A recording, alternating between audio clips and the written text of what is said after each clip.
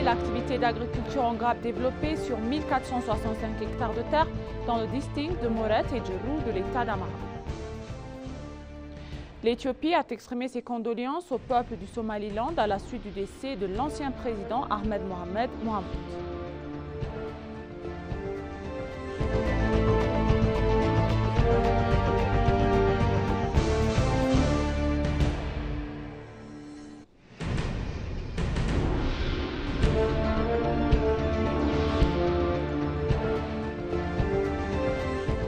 Bienvenue chers téléspectateurs, c'est moi Eda Gadamo avec le journal du lundi 18 novembre 2024. Restez avec nous.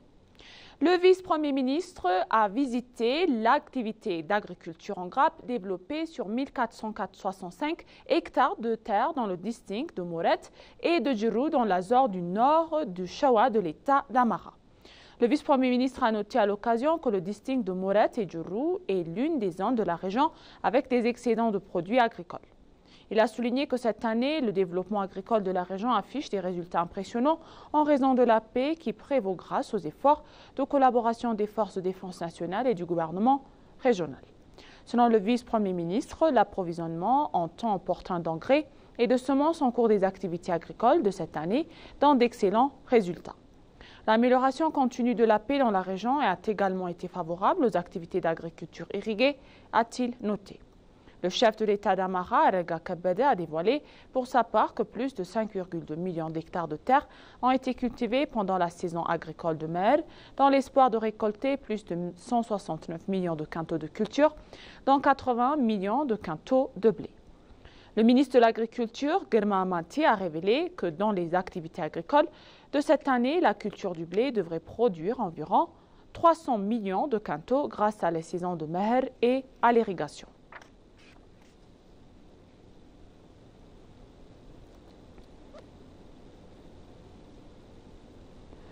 Le ministère des Affaires étrangères a présenté ses condoléances au peuple de la Somaliland à la suite du décès de l'ancien président Ahmed Mohamed Mohamoud.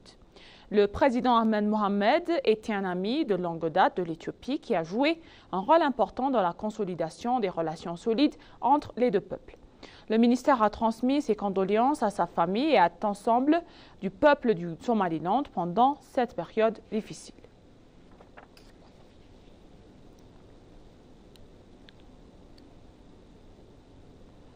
Le chef du cabinet du Premier ministre et ministre des Affaires du cabinet, Alem San Paulus, et le chef de l'État de la région de Sidama, Sadhal et Damo, ont observé les travaux de développement du corridor en cours de la ville de Hawassa. La maire de la ville de Hawassa, Mkrua Mershae, était présent à l'inspection. Au cours de leur visite, ils ont constaté que le développement du corridor en cours de la ville de Hawassa a changé la culture de travail et a grandement contribué à embellir l'apparence de la ville et à créer un environnement confortable, selon les informations obtenues du Bureau régional de communication.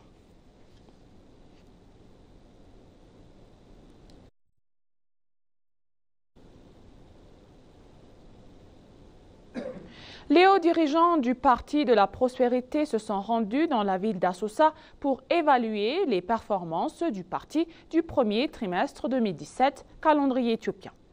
Lorsque les dirigeants sont arrivés à l'aéroport de Assosa ADC, ils ont été accueillis par le gouverneur régional Getachew Abdissana et le chef de la branche régionale du Parti de la Prospérité, Isaac Abdulkader.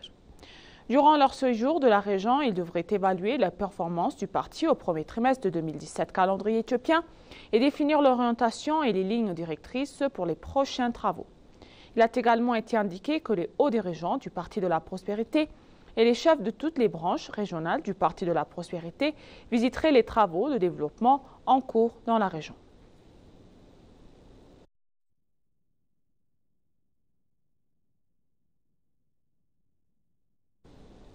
La conférence ministérielle africaine sur l'environnement, présidée par l'Éthiopie, a organisé sa réunion consécutive à Bakou, en Azerbaïdjan, en marge de la COP 29. Dirigée par le président sur la conférence ministérielle africaine sur l'environnement, Mme Fetsouma Seffa, ministre de la Planification et du Développement, cette session rassemble des dirigeants, des experts et des partenaires africains pour discuter des questions environnementales cruciales, des négociations sur le climat et des priorités de développement durable pour l'Afrique. Les principaux points à l'ordre du jour comprennent les mises à jour du groupe africain de négociateurs sur le changement climatique, les réflexions sur la science du climat et le rôle des acteurs africains, ainsi que des discussions sur le prochain 20e session de la conférence ministérielle africaine sur l'environnement.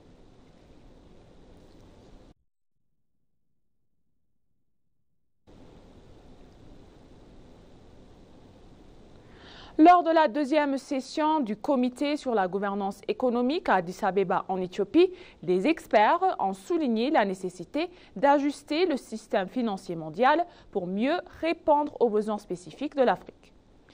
Zuzana Chikrondowski, la directrice de la division macroéconomique de la CER, a insisté sur l'importance d'une voie unifiée de l'Afrique dans la gouvernance financière mondiale afin de résoudre les obstacles structurels à la mobilisation des ressources. Elle a souligné que l'Afrique doit développer des stratégies actives pour plaider en faveur des solutions adaptées à des défis uniques. Gamal Ibrahim, expert en gouvernance économique, a rappelé que les multinationales, en particulier celles basées dans le Nord, manipulent souvent les mécanismes fiscaux pour réduire leurs obligations, rendant nécessaire des réformes pour renforcer la capacité des pays africains à négocier et à appliquer des règles fiscales internationales. Swindorski a aussi mis en lumière la dégradation des conditions de vie en Afrique, notamment l'augmentation de l'insécurité alimentaire, et insisté sur l'importance de l'augmentation de recettes fiscales, y compris par la taxation et de la richesse et de l'économie numérique. En préparation de la 4e conférence internationale sur le financement du développement en 2025, elle a insisté sur le besoin pour l'Afrique de plaider pour une aide mondiale au développement plus équitable.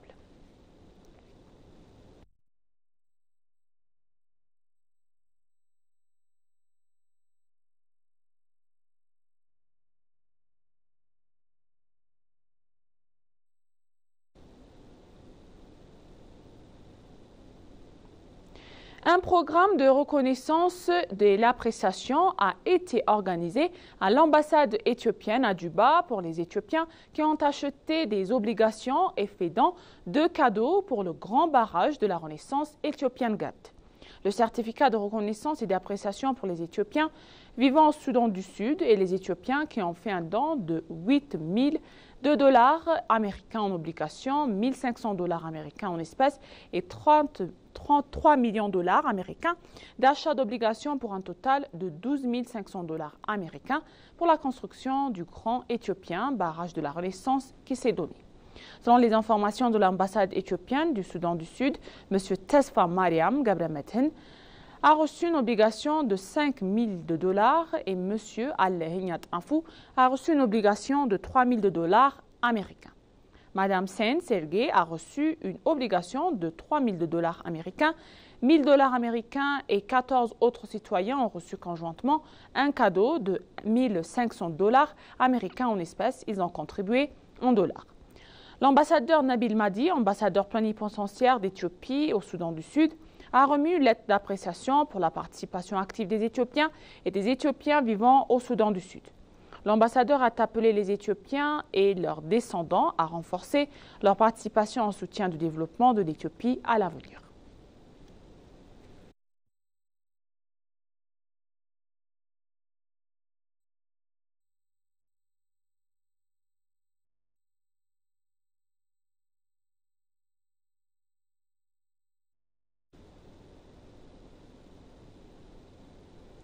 Et pour conclure le journal d'aujourd'hui, donc, la 24e édition de la course sur route de 10 km de la Great Run Ethiopia International s'est tenue hier à Addis Abeba avec la participation de plus de 50 000 personnes.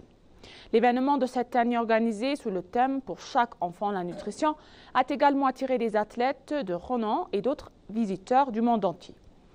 Connor Tnori des États-Unis, participant à la 24e Great Run Ethiopia, a exploré l'Éthiopie cette semaine, visitant non seulement Addis Abeba, mais aussi diverses régions du pays. Quel beau pays, quelle belle ville, j'ai passé une journée incroyable en participant à un événement de course de rue aussi grandiose, a-t-il admiré. Liam O'Brien d'Irlande, un autre participant, a déclaré qu'il participe pour la première fois à la Great Ethiopian Run International, annuel exprimant son enthousiasme à l'idée de participer à la 24e édition annuelle de la Great Ethiopian Run, une expérience formidable. Stéphane Farshing, un autre participant d'étranger, a déclaré que c'est la 3e participation à la course, que c'était magnifique. Il a ajouté que c'est tellement agréable de voir tous ces gens ici. Et le temps est très agréable et tout le monde s'amuse, donc nous avons passé un bon moment.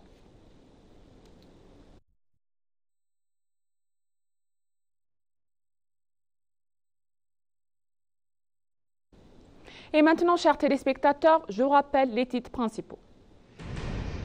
Le vice-premier ministre a visité l'activité d'agriculture en grappe développée sur 1465 hectares de terre dans le district de Morategiru de l'État d'Amhara.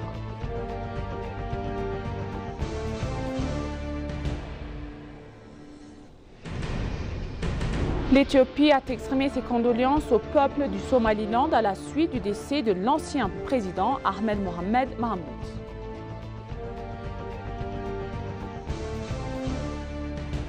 Merci chers téléspectateurs, ainsi s'achève le journal d'aujourd'hui. C'était moi Ida Gadamo et je vous souhaite une bonne journée.